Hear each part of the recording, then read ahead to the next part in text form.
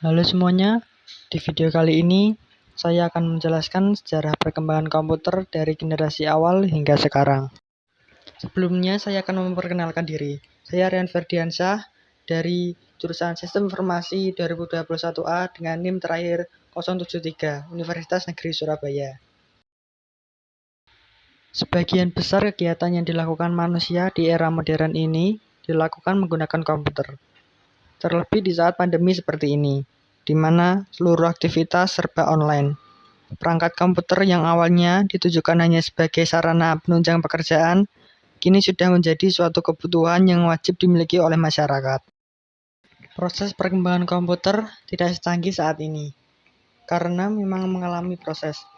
Komputer sekarang memang lebih jauh berbeda dengan komputer terdahulu, mulai dari segi bentuk, kinerja, hingga komponen yang dipakai. Berikut ini akan saya sampaikan sejarah perkembangan komputer dari generasi ke generasi. Sejarah perkembangan komputer sebelum tahun 1940. Sejak dahulu kala, proses pengolahan data telah dilakukan oleh manusia. Manusia juga menemukan alat-alat mekanik dan elektronik untuk membantu manusia dalam perhitungan dan pengolahan data supaya bisa mendapatkan hasil lebih cepat. Komputer yang kita temui saat ini adalah suatu evolusi panjang dari penemuan-penemuan manusia sejak dahulu kala berupa alat mekanik maupun elektronik.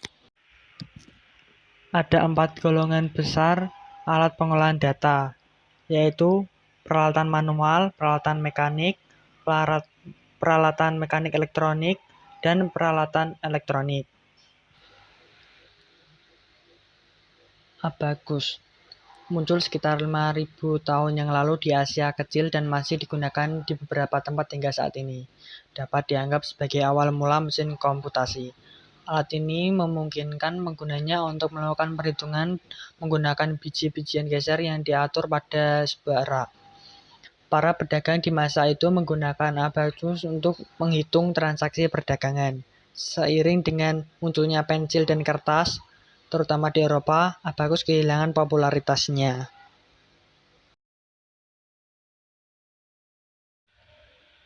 Kemudian ada kalkulator roda numerik. Setelah hampir 12 abad, muncul penemuan lain dalam hal mesin komputasi.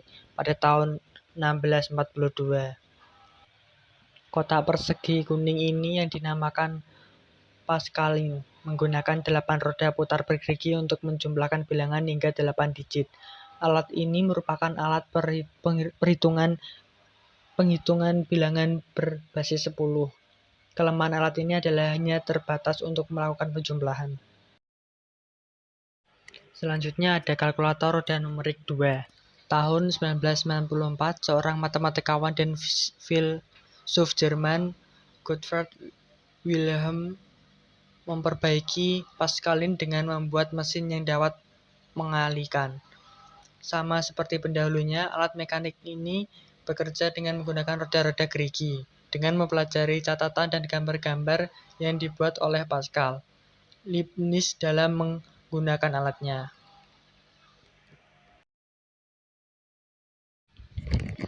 Selanjutnya ada kalkulator mekanik. Charles Xavier Thomas de Colmar menemukan mesin yang dapat melakukan 4 fungsi aritmatika dasar. Kalkulator mekanik Colmar Arithmeter mempresentasikan pendekatan yang lebih praktis dalam kalkulasi, karena alat tersebut dapat melakukan penjumlahan, pengurangan, perkalian, dan pembagian. Dengan kemampuan aritmeter banyak dipergunakan hingga masa Perang Dunia Pertama. Bersama-sama dengan Pascal dan Leibniz, Colmar membantu membangun era komputasi mekanikal. Pada masa berikutnya, beberapa insinyur membuat penemuan baru lainnya. Vannevar-Bush membuat sebuah kalkulator untuk menyelesaikan persamaan diferensial di tahun 1931. Mesin tersebut dapat menyelesaikan persamaan diferensial kompleks yang selama ini dianggap rumit oleh kalangan akademis. Mesin tersebut sangat besar dan berat karena ratusan gerigi dan poros yang dibutuhkan untuk melakukan perhitungan. Dengan mengaplikasikan kondisi benar salah ke dalam sirkuit listrik dalam bentuk terhubung terputus, Atanosov dan Berry membuat komputer elektrik pertama di tahun 1940. Namun, proyek mereka terhenti karena kehilangan sumber pendanaan.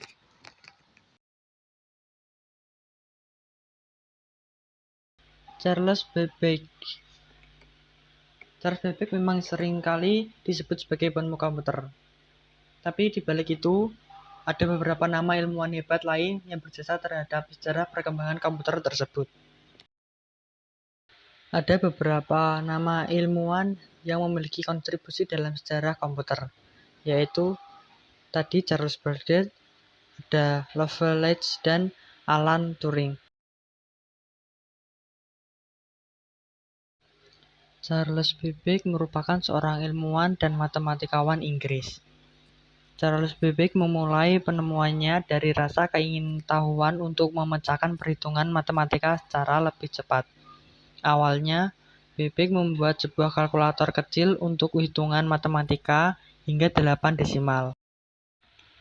Lalu, pada tahun 1823, pemerintah Inggris memberikan bantuan finansial untuk membangun alat serupa, namun lebih canggih.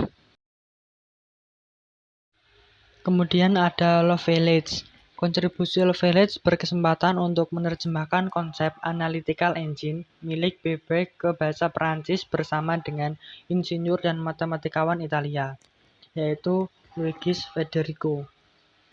Dari hasil pemikiran tersebut, Lovelace menjelaskan potensi mesin Babbage untuk mengerjakan perhitungan yang lebih rumit dengan konsep angka Bernoulli. Selain itu, ia juga menjelaskan tentang potensi mesin Babbage dalam memproses hal selain dalam bentuk angka, seperti huruf alfabet. Kemudian pada tahun 1936, Alan Turing membuat sebuah konsep penelitian tentang sebuah mesin yang dapat menjawab semua pertanyaan. Bukan hanya pertanyaan yang berkaitan dengan hitungan aritmatika, tetapi juga menjabarkan konsep algoritma mutakhir kala itu, beserta perhitungan mekanik untuk memecah masalah yang diberikan. Komputer generasi pertama. Komputer generasi pertama menggunakan tabung vakum, yaitu pada tahun 1946 sampai dengan 1959. Tahun 1946 merupakan tahun diciptakan komputer generasi pertama, dengan menggunakan tabung vakum sebagai komponen dasar pembuatan. Tabung yang digunakan sebagai komponen dasar ini memang dikenal tidak efisien di beberapa aspek karena cepat sekali panas ketika dipakai. Selain itu, komponen ini membutuhkan daya listrik sangat besar dalam pengoperasiannya. Electronic Numerical Integral and Combinatorial atau ENIAC merupakan salah satu contoh komputer generasi pertama. Komputer generasi pertama diciptakan oleh G. Bridgeport and E. Kerr dan John Mauchly di University of Pennsylvania. Mereka berdua membangun ENIAC dengan menggunakan 18.000 tabung vakum dengan ukuran 1.800 kaki dan mempunyai berat yang mencapai sekitar 3 ton. Sejarah komputer generasi pertama ini menjadi digital elektronik yang dipakai untuk kebutuhan paling utama. Program ENIAC ini sudah dirancang pada tahun 1942, namun baru dimulai tahun 1943 dan selesai pada tahun 1946. Saat memulai pengoperasian ENIAC membutuhkan daya listrik sangat besar, yaitu sekitar 140 kW. Dana yang dibutuhkan untuk membangun perangkat tersebut mencapai $1 juta. Komputer generasi kedua. Komputer generasi kedua menggunakan transistor, yaitu pada tahun 1959 sampai 1965. Pada tahun 1959, komponen dasar untuk merancang komputer adalah teknologi transistor. Komponen ini dinilai jauh lebih efisien dibandingkan tabung vakum. Transistor mempunyai ukuran lebih kecil dibandingkan tabung vakum, serta daya listrik yang diperlukan juga lebih kecil untuk pengoperasiannya. Biaya pembuatan juga jauh lebih terjangkau. Bahasa pemrogramannya telah diganti menggunakan bahasa assembly dan bahasa simbolik. Dengan menggunakan bahasa pemrograman tersebut, programmer dapat memberikan instruksi dengan kata-kata. Mesin yang pertama kali menggunakan teknologi ini ialah superkomputer. IBM juga telah membuat superkomputer dengan nama Raspberry Pi and Stritch serta menjadikan komputer dengan nama LARC. Komputer ini dikembangkan di laboratorium menggunakan energi atom pada tahun 1965. Hampir berbagai bisnis besar menggunakan komputer generasi kedua untuk memproses informasi dengan keuangan bisnis. Komputer generasi ketiga. Generasi komputer ketiga dimulai pada tahun 1965 sampai 1971, yang mana komputer dibuat menggunakan Integrated Circuit atau ICS. Teknologi ini menggeser fungsi transistor sebagai komponen dasar komputer. Transistor masih tetap digunakan, tetapi ukurannya diperkecil. Beberapa transistor yang berukuran kecil tersebut dimasukkan di IC bersamaan dengan resistor dan kapasitor. Komputer generasi ketiga menjadi komputer pertama yang membuat operator dapat berinteraksi menggunakan keyboard dan monitor dengan tampilan sistem operasi. Selain itu, komputer ini membutuhkan biaya lebih murah sehingga dapat dijangkau masyarakat umum.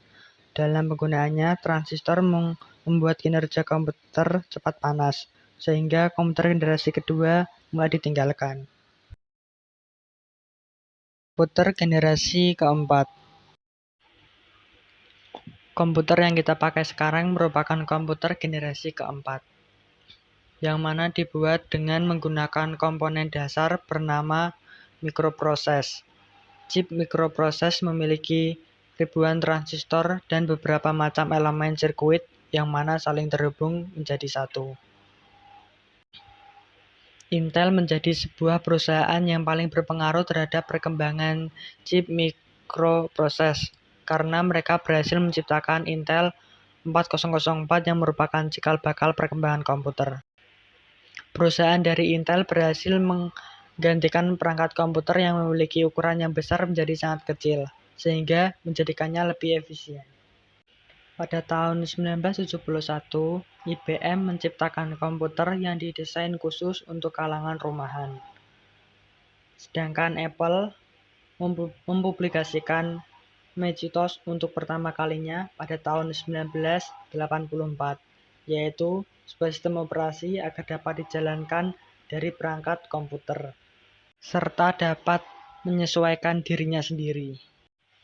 Banyak sekali kemajuan pesat yang terjadi pada generasi ini, seperti diciptakannya mouse, GUI, Graphical User Interface, hingga komputer jinjing yang disebut dengan laptop. Bahkan prosedur atau CPU pun mengalami perkembangan dari waktu ke waktu hingga sekarang. Komputer generasi kelima. Komputer generasi kelima, Artificial Intelligence, yaitu akan terjadi pada sekarang sampai masa depan. Generasi kelima ini sebenarnya masih tahap pembangunan, yang mana generasi ini akan mempunyai teknologi yang dibuat berdasarkan kecerdasan buatan atau Artificial Intelligence. Dalam sejarah perkembangan komputer, pengembangan komputer generasi kelima ini bertujuan agar dapat menghasilkan perangkat komputer yang dapat merespon menggunakan bahasa yang digunakan manusia. Diharapkan dapat mempelajari lingkungan di sekitarnya. Negara yang mempelopori perkembangan komputer pada generasi kelima adalah Jepang. Dalam proses perkembangannya, terdapat penambahan komponen-komponen penting ke dalam sistem komputer modern saat ini. Mengapa generasi komputer kelima begitu berkembang? Karena komponen yang digunakan pada komputer generasi kelima adalah meneruskan ragam teknologi modern seperti superkonstruktor, ULSI, dan kecerdasan buatan atau yang lebih dikenal dengan Artificial Intelligence. Itu adalah beberapa penjelasan tentang sejarah komputer sebelum dan sesudah tahun 1940. Terima kasih atas perhatiannya. Mohon maaf apabila ada salah kata. Wassalamualaikum warahmatullahi wabarakatuh.